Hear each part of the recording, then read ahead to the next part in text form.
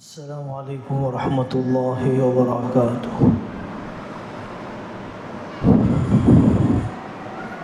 نحمده ونصلی علی رسوله الکریم، اما بعد،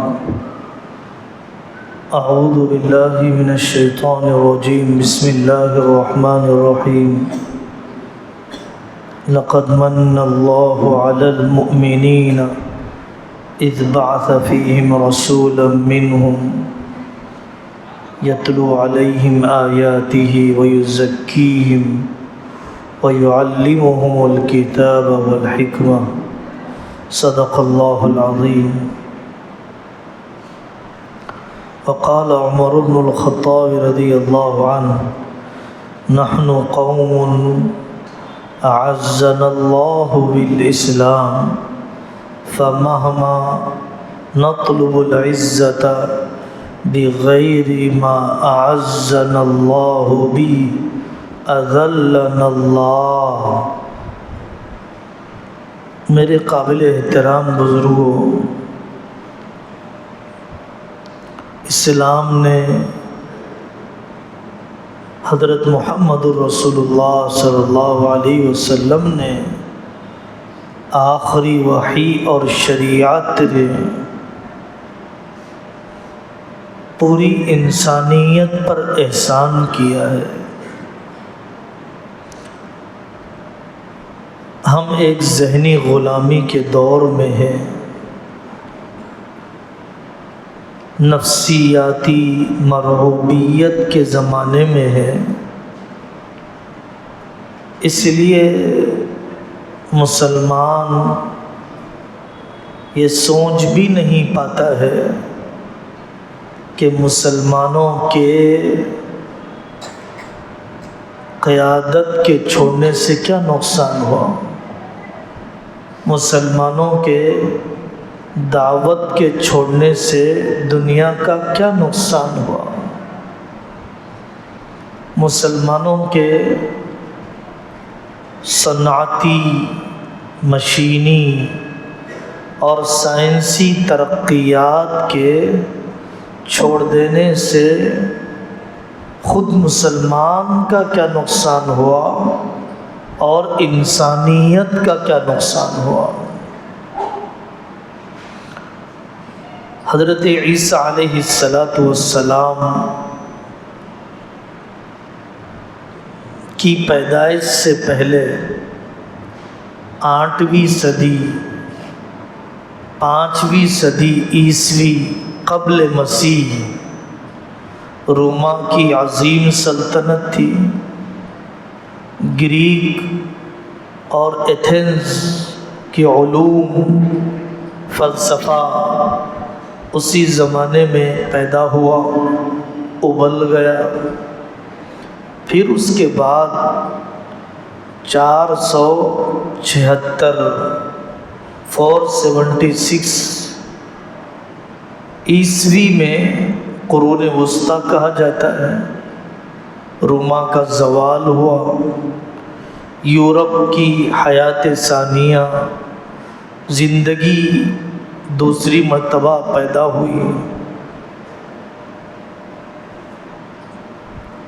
یورپ کے 2 دور ہیں، ایک دور اس کا ڈارک جنریشن کا کہلاتا ہے، جس میں سائنسدانوں کو قتل تک کیا گیا، سورج اور چاند پر ریسرچ کرنے کی اجازت نہیں دی گئی۔ 16ویں صدی سے لے کر موجودہ زمانے تک خلافت عثمانیہ پر زوال آیا۔ مسلمانوں نے ایمانی کمزوری کے علاوہ مادی میدان میں بھی جیسا حصہ لینا چاہیے تھا حصہ نہیں لیا۔ ہمیں وہ کتابیں پڑھنی چاہیے۔ حضرت علی میاں ندوی رحمۃ اللہ علیہ کی کتاب ہے ماذا خسر العالم بانحطاط المسلمین، دنیا کو کیا نقصان پہنچا ہے مسلمانوں کے زوال کی وجہ سے۔ وہ کتابیں پڑھنی چاہیے کہ جس میں یورپ پر اسلام کے احسانات، یورپ پر اسلام کے احسانات۔ حضرت نبی پاک صلی اللہ علیہ وسلم نے کائنات کی تقدیس سے نکال کر کائنات کی تسخیر تک پہنچایا۔ دنیا پہلے سورج کی پوجا کرتی تھی، ریسرچ نہیں کر سکتی تھی۔ چاند کی پوجا کرنے والا چاند پر ریسرچ نہیں کر سکتا، سورج کی پوجا کرنے والا سورج کو مقدس سمجھتا ہے، مسخر نہیں کر سکتا ہے۔ مسلمانوں نے یونان کے علوم کا بھی عربی میں ترجمہ کیا اور اپنا ریسرچ بڑھایا، فزکس میں، کیمسٹری میں، میتھس میں، مشینوں کی ایجادات میں، جغرافیہ میں، ایسٹرونومی میں، علم فلکیات میں، بہت سے جو کونی علوم کہلاتے ہیں، سائنسی علوم کہلاتے ہیں، قرآن اور حدیث کے ساتھ ان سبجیکٹ میں بھی ترقی کی ہے۔ یہ بہت بڑی صداقت ہے، سچائی ہے۔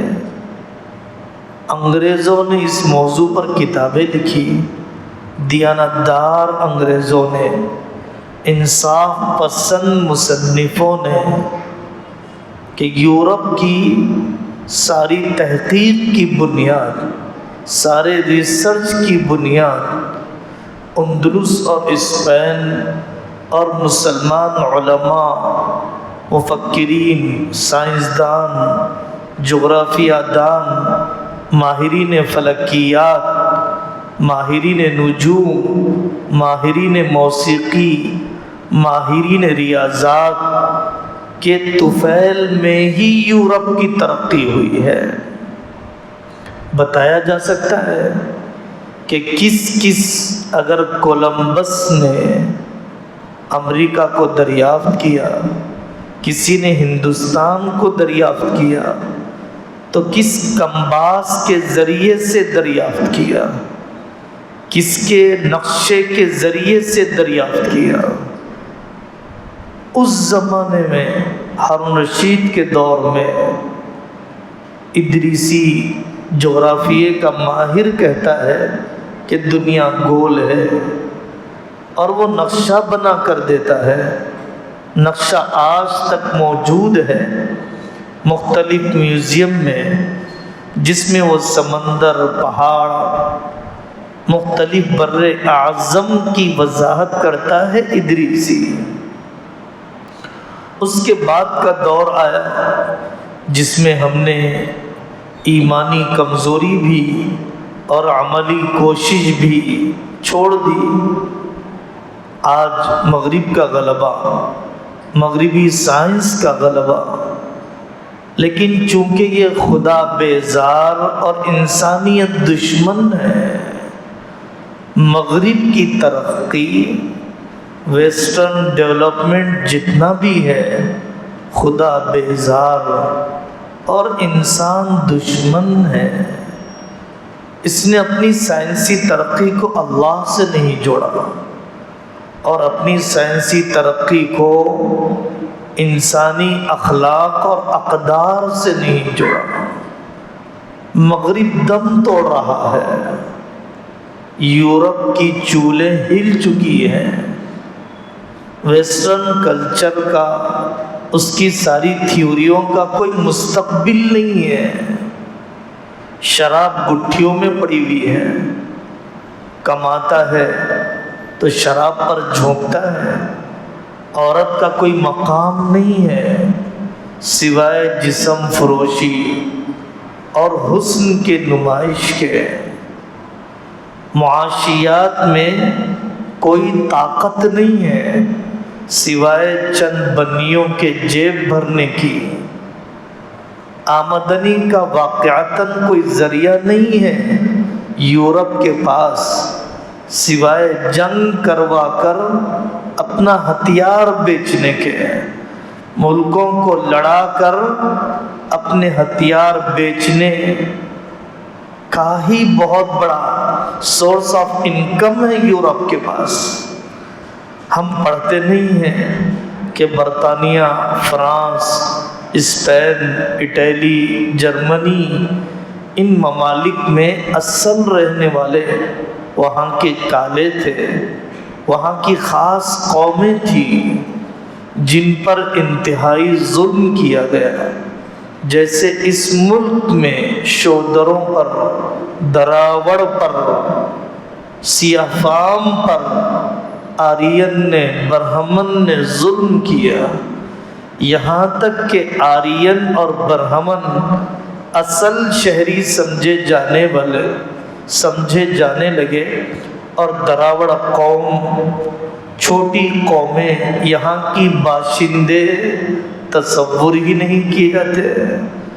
ایسے ہی ان یورپ کے ملکوں کے رہنے والے اصل باشندے الگ ہیں، موجودہ جو لوگ اقتدار پر قابض ہیں وہ لوگ الگ ہیں۔ اسلام کا مستقبل بہت روشن ہے، اسلام کا مستقبل بہت روشن ہے اگر مسلمان اپنی ایمانی خوبیاں، اگر مسلمان مادی ترقیات پر توجہ دیں، ایمانی صفات کے ساتھ اپنی کاہلی، اپنی بے فیضی کے بجائے صنعتی میدان میں، سائنسی میدان میں، دفاعی محاذ پر اپنے داخلی انتشار کو ختم کرتے ہوئے، امت کے اصولی مسائل کو ترجیح دیتے ہوئے اگر امت مسلمہ آگے بڑھتی ہے تو جو مدد صحابہ پر آئی تھی وہ مدد آج بھی آ سکتی ہے، ضرور آئے گی۔ دینے والا کمزور نہیں ہوا، لینے والے کمزور ہو گئے۔ دینے والا نہیں بدلا ہے، لینے والوں نے اپنی صفات کو بدل دیا ہے۔ آج بھی امت مسلمہ کے علاوہ دنیا کی کسی قوم کے پاس توحید کا واضح، بے غبار، دھلا ہوا، عقل کے مطابق عقیدہ کسی کے پاس نہیں ہے، ایک اللہ ہونے کا عقیدہ آج بھی دنیا کی کسی قوم کے پاس حضرت محمد الرسول اللہ صلی اللہ علیہ وسلم کی طرح لائف اسٹائل، دستور حیات، طرز زندگی کسی قوم کے پاس نہیں ہے۔ آج بھی عقیدہ آخرت، طاقتور عقیدہ، انقلابی عقیدہ، مؤثر ترین عقیدہ کسی قوم کے پاس نہیں ہے۔ آج بھی قرآن اور وحی آسمانی علم کی شکل میں کسی قوم کے پاس محفوظ علم نہیں ہے، کیونکہ یورپ نے جو بھی ترقی کی، ظاہری محسوسات، مشاہدات کو لے کر ترقی کی، آسمان، خدائی، وحی کے علم کو نہیں لیا، وحی کے علم سے اندھے بن گئے۔ ان کی انا نے، ان کے تجاہل عارفانہ نے پوری قوم کو تباہی کی طرف ڈھکیل دیا۔ تو میرے عزیزو، مایوسی کو ختم کرنا چاہیے، تاریخ سے تحریک پیدا کرنا چاہیے، تاریخ سے مستقبل کی تعمیر کرنا چاہیے۔ تاریخ صرف فخر کے لیے نہیں ہوتی ہے، بلکہ تاریخ مستقبل کی منصوبہ بندی کے لیے ہوتی ہے۔ دوسری بات جو اس مجلس میں مجھے عرض کرنے کی ہے، آپ حضرات کے علم ہے کہ ہمارے صوبے میں کاسٹ سینسس، طبقاتی سروے، کنبہ سروے، خاندانی جائزہ شروع ہونے والا ہے۔ علاقوں میں رہل سہل شروع ہو چکی ہے، حکومت نے اپنے فرامین جاری کر دیے ہیں۔ پہلی بات، اسلام میں کوئی طبقات نہیں ہے، بھید بھاؤ ذات پات نہیں ہے، لیکن ہم جس ملک میں رہتے ہیں وہ کوئی دارالاسلام نہیں بلکہ دارالامن اور دارالجمہوریہ ہے۔ دستور یہاں پر چلتا ہے، ہمارے علماء نے اس دستور سے اتفاق کیا، اور بھید بھاؤ کو اس لیے کہ تاکہ سوشل، پولیٹیکل، اکنومیکل ان کو ریزرویشنز ملیں، ان کو تحفظات ملیں، مراعات ملیں، اس لیے اکابر نے اتفاق کیا۔ تو یہ کاسٹ سینسس میں ہمیں پورا حصہ لینا چاہیے۔ دوسری بات، کل بھی مشورہ ہوا اکابر کے یہاں اور کافی غور و خوض کیا گیا، ماہرین کی صحبت میں یہی بات سامنے آئی کہ پوری صداقت اور سچائی کے ساتھ اپنی زمین ہے تو لکھا دی جائے، اپنی ذات جس قسم کی بھی ہے اسے درج کروایا جائے۔ آنے والے سرکاری ملازم، ٹیچرز پارٹ ٹائم کام کریں گے، 12-1 بجے سے عصر تک کام کریں گے، کم وقت میں پورے خاندانوں کا سروے، 50 سے زیادہ کھانے پورا کرنا بظاہر ناممکن عمل ہے، لیکن ہماری کمیٹیوں، نوجوانوں، اسکولوں، مدرسوں، سماجی جہدکار، سوشل ایکٹیوسٹ لوگوں کو چاہیے کہ وہ اس کاسٹ سینسس میں آنے والے سرکاری نمائندوں کا تعاون کریں۔ لینگویج گیپ بھی ہوگا، زبانی فرق بھی ہوگا، اور جس وقت میں نمائندے آئیں گے اس وقت میں عادتاً مرد گھر میں نہیں رہتے ہیں، مردوں کو موجود رہنا چاہیے، عورتوں کو پردہ بھی پورا کرنا چاہیے، کاغذات کے اندراج کروانے میں حصہ بھی پورا لینا چاہیے۔ حکومت سے جو مطالبے کرنا ہے وہ مطالبے کیے جا رہے ہیں، لیکن ہمیں یہ بے جا، بے بنیاد خدشے ختم کرنے کی ضرورت ہے کہ اس کا تعلق NRC سے ہے، NPR سے ہے، اس کا تعلق براہ راست جیسے کہ حکومت کی طرف سے اعلان بھی ہے کہ جس کی جتنی آبادی ہوگی اتنی اس کی بھاگیہ داری ہوگی، حصے داری ہوگی۔ سیاست میں بھی حکمراں پارٹیاں، نمائندے، الیکشن کے موقع پر کھڑے ہونے والے لوگ بھی اسی سینسس کے مطابق، اسی مردم شماری کے مطابق ہماری طرف متوجہ ہوں گے۔ عام طور پر ایسے اندراجات حکومتوں کے پاس ہو چکے ہیں۔ ایک فون کے سم کے خریدنے موقع پر ہی، ایک سم کے خریدنے کے موقع پر ہی اتنے انفارمیشنز لے لیے جاتے ہیں کہ بہت زیادہ ہم چھپا نہیں سکتے ہیں، کاغذ میں پہنچ جائے۔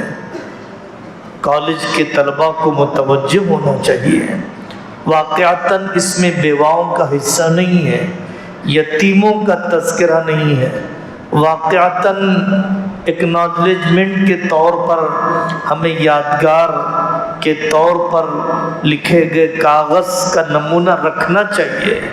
ہمیں پینسل سے لکھنے کے بجائے پین سے اپنے سامنے درج کروانا چاہیے۔ نمونے کے طور پر بعض PDF وائرل کیے جا رہے ہیں، چلائے جا رہے ہیں کہ اگر مذہب ہے تو مذہب کے خانے میں کس انداز میں لکھا جائے، کاسٹ ہے تو کاسٹ میں بھی مختلف ذاتیں کیسے لکھی جائیں. بہت تھوڑے وقت میں بہت کم ٹریننگ لیے ہوئے آنے والے جو امپلائیز ہیں، آشا ورکرز ہیں، سرکاری ٹیچرز ہیں، ان کا بھی بہت زیادہ تربیت یافتہ ہونا ضروری نہیں ہے. کوڈ ورڈ کا استعمال، نمبرز کا استعمال زیادہ کیا گیا ہے. اس وجہ سے پوری بیدار مغزی کے ساتھ، پوری ملی ذمہ داری سمجھتے ہوئے، انسانی اخوت کو ملحوظ رکھتے ہوئے اپنے بھائیوں اور دوسری قوموں سے تعلق رکھنے والوں کی مدد کیجیے، حصہ لیجیے، توجہ دیجیے. اللہ تعالی ہم سب کو عمل کرنے کی توفیق عطا فرمائے. وآخر دعوانا ان الحمد للہ رب العالمین.